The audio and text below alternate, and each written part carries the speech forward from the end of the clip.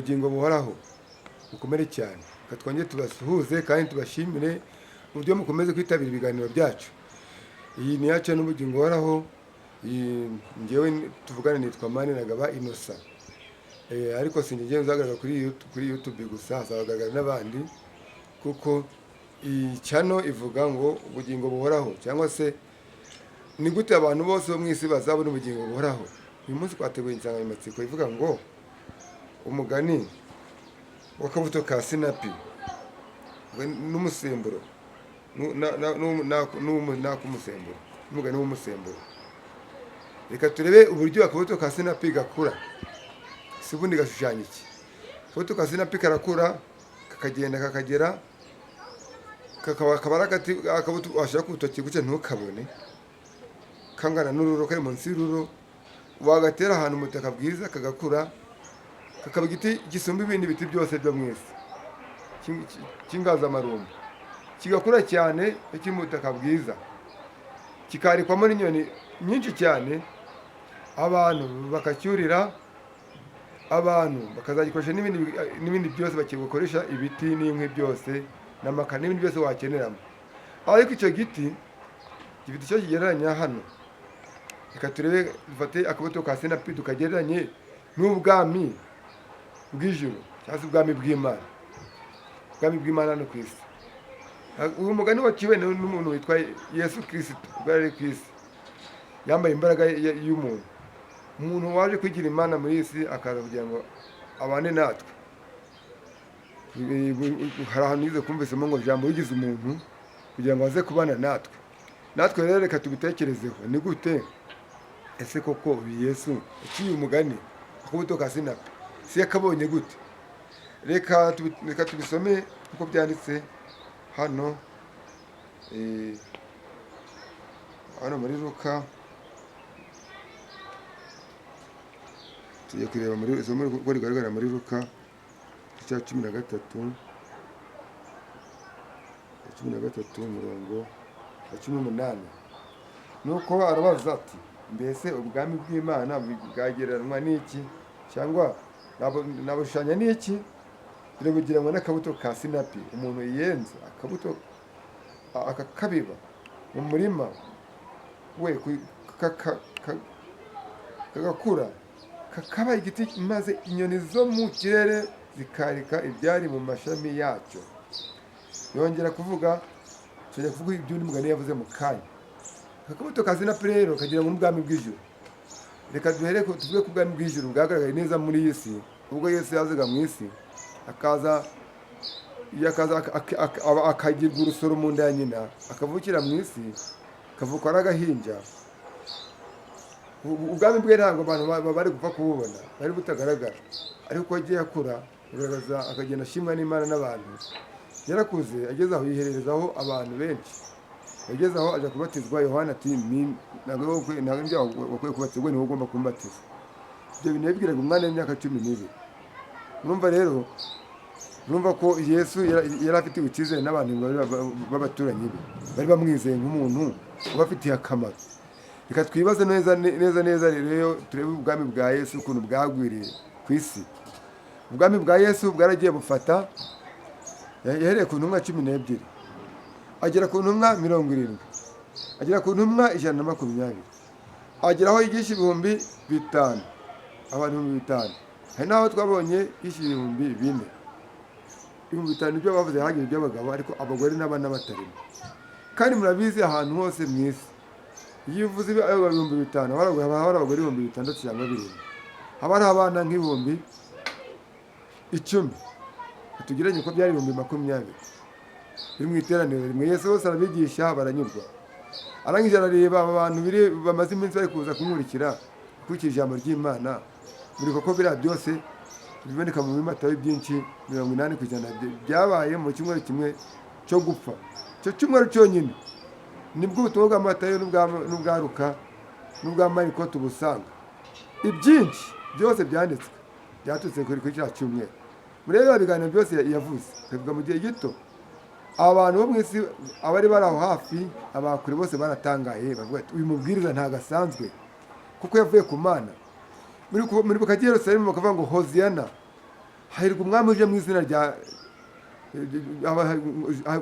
ry'uwiteka. Hoziyana, hahirwa umwami uje mu izina ry'uwiteka. Haleluya. Bararirimba, barahimbaza, ariko bigaragara neza yuko uriya mubwiriza uri muri iyi si ntabwo yari asanzwe, yari afite ubutumwa bwo gukiza isi n'ijuru. ubwo butumwa arangiza aravuga ngo ngiye kugenda kandi sinzabasiga nk'imfubyi, nzabasigira umufasha ari we Mwuka Wera, azabigisha kumenya ibyo nabwiye byose, abibibutse kandi abigishe kubyitondera, ndetse kandi abigishe no gukomeza kubikurikirana. umufasha rero ni Mwuka Wera, yaramutwohereje iyo mbaraga. Uwizera wese akabatizwa mu izina rya Yesu, akabatizwa n'amazi n'umwuka n'umuriro. uwo muntu abatizwa na Mwuka Wera. Dufate ko Umwuka Wera, dufate ko ari mwuka, cyangwa se dufate ko ari umuriro w'ijambo ry'Imana. Araza akakubatiza, aka kabuto karakuze. Muribuka ko abakristo batangiye muri icyo gihe bagakura. Stefano ubwo yamaze gupfa, intumwa zarabwije 12 n'ababwije 70 n'abandi 20 bari barimo na nyina wa Yesu ari we Mariya. Abo bose barabubwirije burakura kugira ngo kw'isi yose. Ariko na n'isaha iyo tugiye kureba ibyegeranyo, sanga ku isi yose ubutumwa yego burahari, ariko si bufite purusa zingahe. Bavuga miliyari imwe n'igice, bakavuga miliyari 2, ndetse bakatugeranya miliyari 2 n'igice. Abo bantu ni bake cyane muri miliyari 12 dufite zirenga. Abo nibo bashobora kuba bafite amakuru y'ibya Yesu. Harimo abemera mu kwizera gutandukanye, tugatera ubu bwami bwa Yesu bwakwiriye. Nimba bugafata abantu bufite n'abantu barenze miliyari na miliyoni 800. Urumva ko ubutumwa bwari bufite akamaro pe. Ariko reka turebe, ese ubu bwami Yesu ikindi kintu yabivuzeho ni iki? Yavuze muri Matayo 24 ngo kandi ubwo bwami buzigishwa muri Matayo 28, igice 28. ngo bwakwira isi yose, nibwo imperuka izahera ku isi. Haleluya. Twizeye ko imperuka izaza. Ubwami bwa Kristo rero nibwo tugiye kwigisha. Reka dufate nari kwicano ubugingo buhoraho TV. Iyi channel ni channel igamije kuvuga ubutumwa ku isi yose. Nayo itangiye ari gatoya, ariko birashoboka ko izageraho igakwira isi. Abantu bo gusiba ku isi bazayumva, bazagira igihe cyo kumva. Tuzamva wenda mu ndimi, mu Cyongereza, mu Gifaransa n'izindi ndimi zizaba dushoboye kugeraho, indimi zizatuma abantu bo ku isi benshi babyumva, nabo bagafata umwanzuro kavuga bati Yesu ni umwami n'umukiza. Bituri kwigisha ntabwo ari bishasha muri iyi si, ahubwo turushaka kugira ngo tugaragaze neza yuko ubu dufite ishyaka ryo kuvuga ubutumwa buheruka, tukabubwiriza. Intumwa zarabwirije, zirangije, zimwe zirarenga ngo zirapfa, abandi nka Yohana wapfuye yishwe n'ubwikirago, n'abakurikiye bose barapfuye uko byagiye berekana. Ubu natwe igihe cyacu, urumva ko ubutumwa ntabwo burakwira isi. Mba tukura ngo miliyari 2 nazo tuzuye neza, turacabura miliyari 10. Abantu miliyari 10 bose tufite ko bari mu mwijima. Ndetse n'uruka nawe yabivuzeho. Twamaze kuvuga ruka, tuvuga muri Matayo.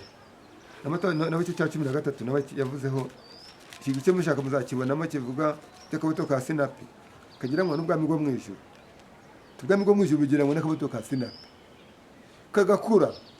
Ubu natwe turimo kuvuga, n'abandi bazatwumva nabo bazavuga, nabo babwiye nabo bavuga, kugeza igihe ubutumwa buzakwirira isi. Haleluya.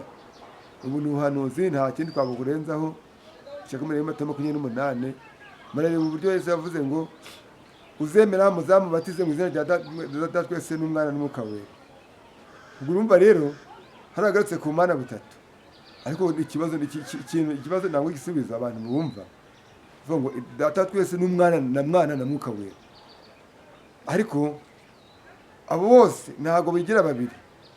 Iyo turi kuvuga Imana ntabwo tuvuga ngo Mwuka Wera, ntabwo tuvuga ngo Yesu Umwana, ntabwo tuvuga ngo Data twese, ko tuvuga Uwiteka, kandi tuvuga ngo Imana yacu, cyane tukavuga ngo Data twese uri mu ijuru.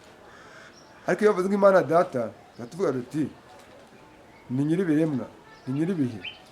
Iyo tuvuze Mwuka Wera, nawe ni nyir'ibihe, ni nyir'ibiremwa. Ariko ikibazo ni uko Mwuka Wera tumubona nk'imbaraga y'Imana, imbaraga itugeraho ikatwigisha. Iyo mbaraga iganira na buri muntu wese, ikamuhatiriza kugira ngo akore ibyiza. Niyo Mwuka Wera, kandi ngo ni imbaraga y'Imana, iba ari y'Imana. Hari rero tuvuga ngo mu izina rya Yesu we n'abadayimoni. ugasengera abantu ugahita uvuga ngo mu izina rya Yesu, abadayimoni baraho bose bagahundagara bakaba barirutse. Iyo mbaraga se irindi zina wavuga rigakiza umuntu utavuze mu izina ry'Uwiteka, utavuze mu izina rya Yesu, rikirukana abadayimoni warikura he? Niyo wazana abandi bahanuzi ba Mose ntabwo bigeze birukana, ntabwo bigeze kuvuga mu izina rya Mose ngo abadayimoni biruke. Nta muntu wavuze mu izina rya Yesu ngo abadayimoni biruke. Nta muntu wavuze mu izina rya Nowa ngo abadayimoni biruke. Ariko wavuze mu izina rya Yesu barirutse. Haleluya. Ubu ngubu dufite ubwishingizi bukomeye cyane. Nimba uri muri Yesu urakomeye. Nimba uzi ko wamaze kwemera gufatanya n'Imana, ukavuga uti nzagenda mu bushake bw'Imana, urakomeye. Reka rero tumaze kuganira ku insanganyamatsiko ivuga ngo akabuto ka sinapi uko kakuze. N'ak'umusemburo, n'umusemburo nawo ukuntu ushyira mu ifarine cyangwa mu ifu, ugashyiramo amazi ashyushyemo gatoya y'akazuyaze, ibintu wari kubona bikikuba uri kureba, bikikuba mu byo utabona, ukanya gato ugasanga byabaye byinshi cyane.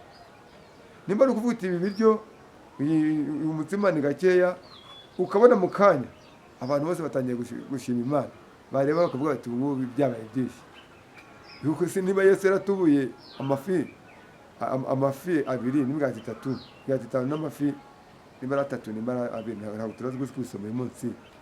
Amafi 2 n'imigati 5, tugati 5 ngo n'utugati 5 kw'ingano, n'amafi 2 manini meza byabiri mu gasahane k'umwana yagombaga kurya. Ariko kuko yari ari mu giterane cya Yesu ari kwigisha mu Mateka cya 5, cyacisho twavuze ko umusozi w'umugisha cyakiri kivuga ngo hahirwa abo bose bararangaye bakurikiye inyigisho za Yesu. Umwana ntibuka no kubona umwanya wo kurya, ntiyari kubona umwanya wo kurya kuko inyigisho za Yesu zari ziryoshye. Ibyo ngibyo birangiye, Yesu aravuga ati kugira ngo mubyemere neza, reka aba bantu nta muntu wafite ibyo kurya hano. Yesu yahise abemeza bikomeye, babizanye ahita avuga ngo ahita ararama arasenga. Amaze gusenga ubwo arangije aravuga ati mwicaze abantu. Ubwo bari barimo abantu bamwe b'Abafariseo n'abakina ba Yuda. Yuda yahise avuga ati Yesu agiye kuzarutura ku gasira. Ubwo yahereje ba Petero barajyana, ahereza na Yuda. Yuda aravuga ati njyewe umuntu w'umusiyantifike, umuntu wize, hari igihe twagwa mu mutego. Arangije aragenda, ibyo yari afite ahagarakanye maze ndiye ko bimeze. Petero arafata yahise agenda, yafashe igice bamaye cy'umugati n'icyo kifi, anyotora ahereza umuntu, akimuhereza kiba cyagwiriye. Anyotora ku gice kifi aramuhereza. Wabona wa muntu nawe afite kujya nta kibazo afite, anyotoraho n'undi, anyotora n'undi, bose barya barahaga. Ubwo urumva rero twari turimo kuvuga ikigisho kivuga ngo akabuto ka sinapi, no ku kigisho kivuga ngo umusemburo kadufate ko umusemburo w'imbaraga y'Imana. Uwo nguwo wafashe imigati 5 ukawihinduramo ibintu byari ibintu 20,000, 20,000 byose bikajya bigahaga. Ndetse ngo baravuze ngo mufate ibyo basigaje, mutegura inkonga cyangwa se ibisobane, katuvuge ko ari imitiba myiza imeze neza 12, bashyiramo imitsima iruzura n'amafi. Ntabwo ko babigeranyije, bavuze 12 ko byuzuye. Barangije baritahira bati abantu babakene bose mu dushakire muri quartier, n'abarwayi n'abandi bose, n'abashaka kujyana aho babajyane baje gushyira abana basigaye mu rugo. Abasigaye ku rugo barabajyanira, bararya barahaga. Siyo mbaraga, hari iyindi mbaraga muri Isirayeli twabona. Hari undi muntu watubura ibintu bikaribwa n'abantu 20,000 cyangwa 10,000, cyangwa ipura y'umuntu umwe ikaribwa n'abantu 5,000. Abo bagabo gusa katubare abana n'abagore katubareke, bya 1000 byinshi bigira mu 15 birenga, reka tubireke 5,000. Hari umuntu wundi wari wafata ipura y'isane y'umwana, na y'isane y'umwana ntabwo birenze ibiro 2 cyangwa ikiro n'inusu cyangwa ikiro. Tufate ko byari ibiro 2 bikavamo ibiryo bigahaza abantu 5,000 b'abagabo gusa, abagore n'abana batarimo bakarya kandi bakabisigaza, kandi noneho bakongera kubirambika bikaba intonga 12. Urumva ko imbaraga y'Imana ikomeye. Hari izo gikomeye cy'uko ubwami bwe buzaguka. Uko bari abantu bahaze, nuko n'ubutumwa nabwo buzagenda bukagera ku bantu benshi. Haleluya. Karisoreze ahangaha cyawe murakoze.